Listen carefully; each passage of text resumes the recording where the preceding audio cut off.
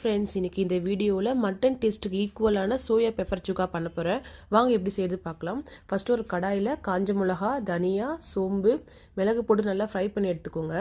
இதுதான் இந்த டிஷ்ஷோட மெயின் மசாலா. இது நல்லா வறுத்துட்டு ஒரு மிக்ஸி ஜாரில் எடுத்து நல்லா அரைச்சி எடுத்துக்கோங்க. ரொம்ப நைஸாக அரைக்காமல் குறைன்னு அரைச்சி எடுத்துக்கோங்க.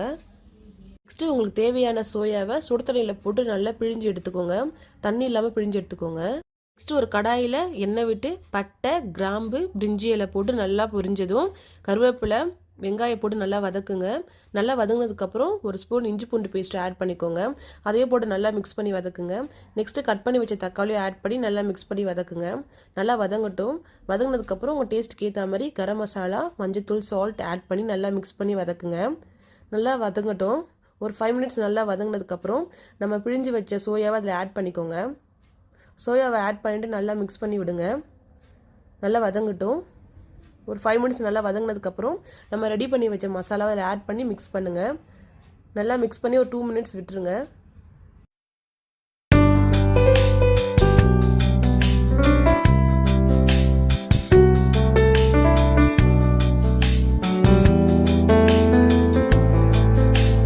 சோயா நல்லா குக் ஆனதும் பச்சை மிளகா, கொத்தமல்லி தழை தூவி விட்டு நல்லா கிளறுங்க.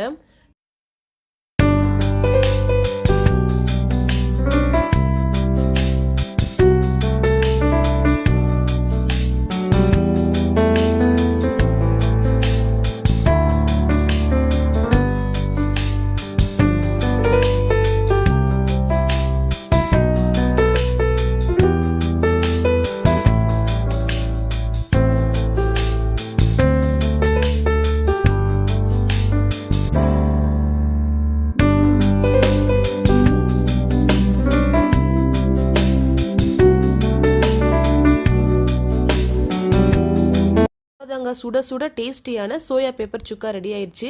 உங்களுக்கு பிடிச்சிருந்தா உங்கள் ஃப்ரெண்ட்ஸ்க்கும் ஷேர் பண்ணுங்கள். இது மாதிரி டேஸ்டியான ரெசிபிக்கு என்னோட சேனலை ஃபாலோ பண்ணுங்கள். தேங்க்யூ ஃபார் வாட்சிங். Bye bye.